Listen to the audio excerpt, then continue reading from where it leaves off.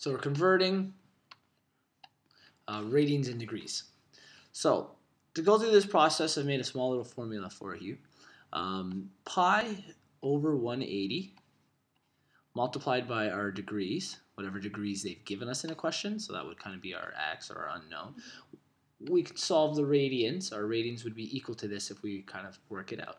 And the reverse, if they give us radians, okay, we multiply by this value of 180 divided by pi, and that will tell us what our degrees are in that case. So how do we do something like this? Let's say they've given us a question A, and they've told us that we have, we'll use some nice easy ones here to start off, because I do want to relate it to a circle for us. Let's say they've given us rate 180 degrees, okay, to radians. So let's say related to radians in this one.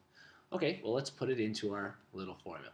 Because we are going from, and I'll call this formula 1 and 2, okay? Even though they're just rearrangements of the exact same formula, we're going to separate them to start. Because we're going from degrees to radians, and this one is essentially radians to degrees. In this question, because we're going from degrees to radians, we're going to use formula 1.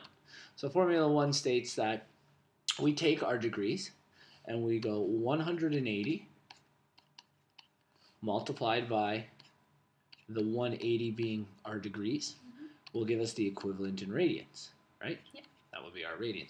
Well, when we go to multiply these two, essentially what's going to happen is our 180 and our 180 are going to cancel out. So our radians are going to be equal to just pi. Okay. Okay, well, first let's do a little check to make sure this is true, and what does that really mean? So we're going to jump over. I want to show you from these two comparisons. You see here, I've given us a unit circle, and we've talked about this before. Going from 0 up to 90 degrees, and then back around to 180, 270, and 360 all the way around. And they've given us some other values of degrees in between. This is our degree chart. Our radian chart gives us the exact same unit circle, but written in radians. Now 0 will still be 0, but this is considered our 90 degrees. And our 180 is exactly that, pi. The reason they go about doing this, okay, is because we're talking about rotating around a circle. So the reason we're using radians when rotating around is so we can talk essentially about, we're talking about something like circumference, okay? So we know that the entire rotation here is essentially our 2 pi. That's what an entire rotation is going to be. Half a rotation will be just pi, or in other words, that's the same in degrees as 180. We know half of pi, since pi is 180, half of that will be 90 degrees, just like half of 180 is 90. And then 3 pi over 2, which is essentially, if you wrote it as a mixed fraction, would be 1n pi over 2. Okay, so in other words, we're adding a full rotation, which is 1 pi, and we're adding 90 degrees to it. Well, that takes us to 270.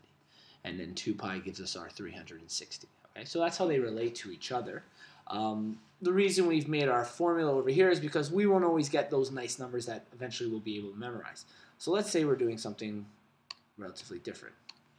Let's say they've given us something like 56 degrees to radians. Okay, not the nicest conversion. Let's go to our actual formula here. So again, we've written out our formula. States that pi divided by 180 times our degrees, in this case 56, will be equal to our radians, right? What we usually want to do is we want to create a fraction. So this fraction here in radians, and we usually don't say equals to r, I'm just doing that so we get the idea of that it's radians, but we'll have 56 pi divided by 180. We'll usually want to reduce this to a fraction in lowest form for radians. So we know 2 goes into both. Does 8? No, 8 doesn't go. So let's go 2 goes into both. What is that? 28 pi and 90. Yep. Yep, that's right. Okay, 2 goes into both of those again. So let's see if we can reduce that. 14 pi, 45. Anything else? No. 7 or 2. No. So this would be our radian in our lowest form here. 14 pi divided by 45. It doesn't mean that much to us because in terms of circles it can still be pretty hard to calculate, but we always leave radians in fraction form. Okay. Let's say they've given us a fraction or something in radians, and they want us to convert it. So let's say they've given us something like 3 pi over 2. Okay, and they wanted to go back to degrees in this question. So we want to go back to degrees in this question. Well, in our little formula, we had the opposite of that, if you recall. Instead of writing pi over 180, I always get it mixed up. We'd write 180 over pi multiplied by our radians, okay? And that'll give us our degrees. So we're going to plug our radians into this. 180 over pi multiplied by 3 pi over 2 equals our degrees, okay? Multiplying fractions, we multiply across top and the bottom. So we're going to have 2 pi on the bottom, and we're going to have, what's that going to be? 4 carried 2, 540 pi on top. Yeah, I think so. Is equal to our degrees. Well, the pi's will cancel out, which is great because we usually don't work with a number like pi when we're talking about degrees. And 2 goes into 540 to 270 times. So our degrees are 270 degrees. I purposely chose that one because I knew that's what it would come out to. Okay, so that's essentially the process for converting our radians to degrees. You just kind of remember those two little formulas. And then in this one here, this guy can be very helpful because it actually has the comparison here. So we have our 90 degrees with our radians. And they've actually given special triangles, which you'll eventually get into later. And they give you the values or the lengths of these hypotenuse. But essentially, the reason I've given you this one here is so you can relate some of the ones we're already going to use. For instance, like 240 degrees, that's strictly what it is there. 225, 45 is considered pi over 4. So this just kind of relates some of the ones that in math we tend to use a lot more, technically with special triangles. Okay. So let's say we have something written in degrees. Degrees is something I'm assuming you're relatively familiar with actually making, especially for sinusoidal functions. We remember, for instance, if it's just strictly the sine wave, we have 1 in 90, 180, negative 1, 270, and 360, right? That kind of gives us our sinusoidal wave. Well, let's say they give it to us, they want it in radians, okay? We can keep the sinusoidal wave and essentially get rid of our degree values, and the wave doesn't change if we change it to degrees.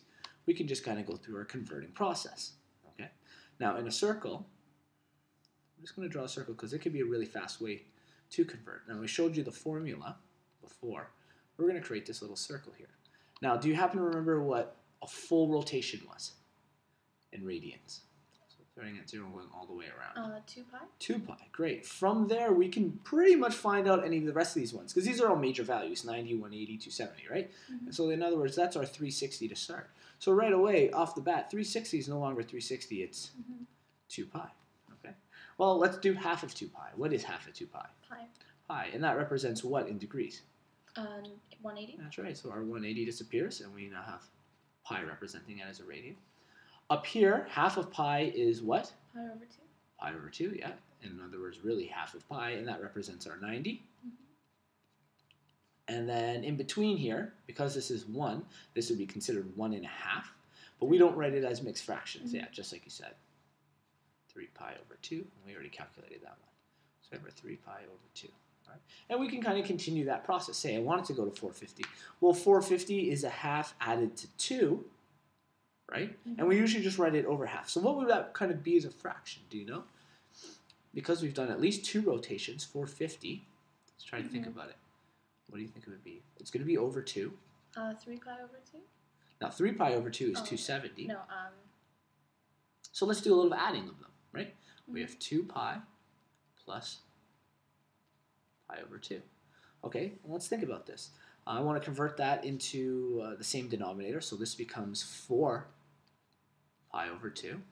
Right. You know what, that'll be confusing when we look at the notes, so I'll leave 5 that. pi over 2. Exactly.